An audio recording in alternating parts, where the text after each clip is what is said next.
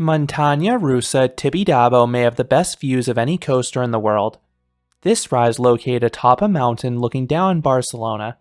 It truly is a dreamlike vista.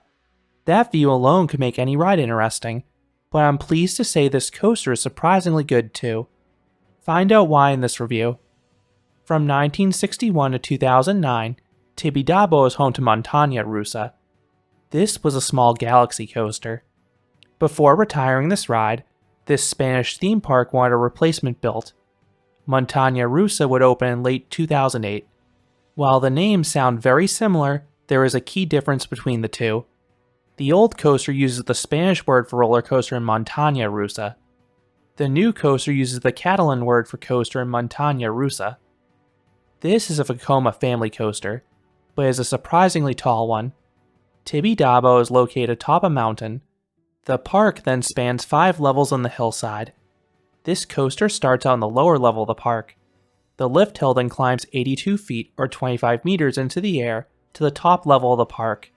You then drop back down the hill and wind past a series of trees. It really is a special setting. However, locals were not pleased by this ride's placement. It necessitated the removal of 58 trees. While the park's owners did plant 200 new trees, it didn't stop activists from protesting the ride's construction and opening day.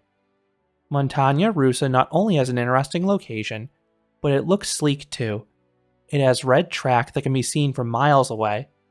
Then you have 2 trains, one navy blue and another bright red. This ride's queue line is pretty neat. You spiral upwards. The outer walls are covered in rock, then the open center has some trees sticking upwards. I cannot think of any other queue line with this aesthetic.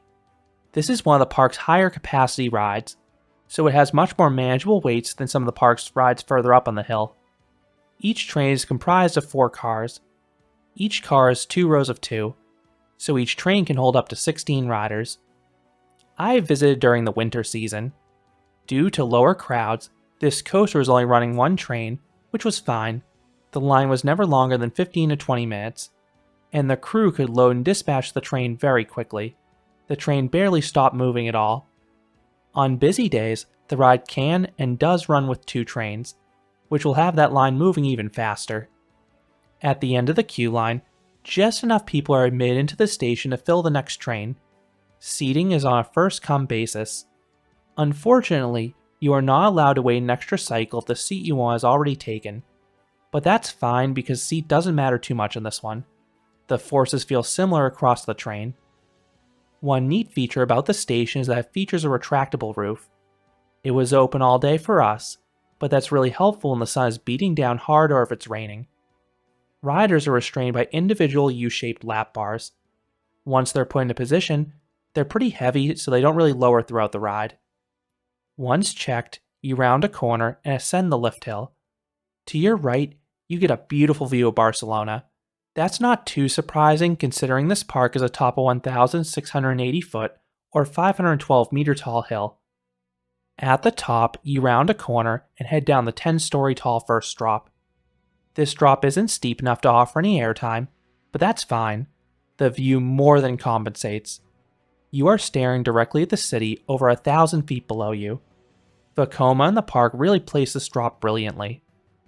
This is immediately followed by a low 270-degree turn, and it is extremely forceful. You get strong sustained positive Gs here.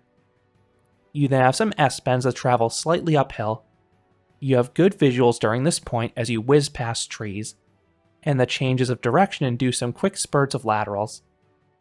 Next is a 540-degree downwards helix. This is another intense maneuver. You get powerful and sustained positive Gs at the start. They let up towards the middle, but then they intensify once again towards the bottom. You then coast over a giant camelback.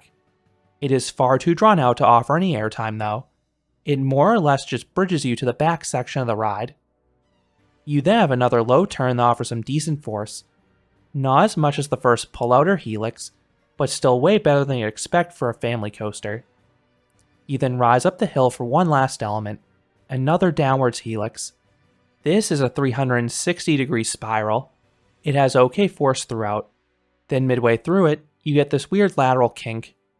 You then hit the brakes and return to the station, ending the 2,427 foot or 740 meter long coaster.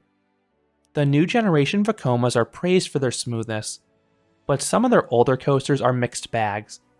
But even in their darkest days, Vekoma could still make a smooth family coaster. And I'm happy to say Muntanya Russa is immaculately smooth in any seat. So what would I rate Muntanya Russa? I would give this coaster an 8 out of 10. This ride really surprised me in a good way. I knew the location would be top notch. You cannot beat that view of Barcelona on the lift hill and the drop. Then the rest of the layout rushes past trees, enhancing the speed and obscuring what comes next. But most importantly, this ride had a good amount of force to it. No airtime, but several of the turns and helixes had some nice positive Gs. The forces on the initial pullout and first helix will be excellent even by the standards of a thrill ride. And when you add in the glass smooth ride, this is a winner for all ages. So those are my thoughts on Muntanya Russa at Tibidabo. What are your thoughts on this unique Vekoma? Is it your favorite ride at the Spanish theme park? Let me know down in the comments. If you enjoyed this review, I would appreciate it if you gave this video a like, and you considered subscribing, because there'll be a lot more roller coaster and amusement park videos here at Canopy Coaster. Thanks for watching.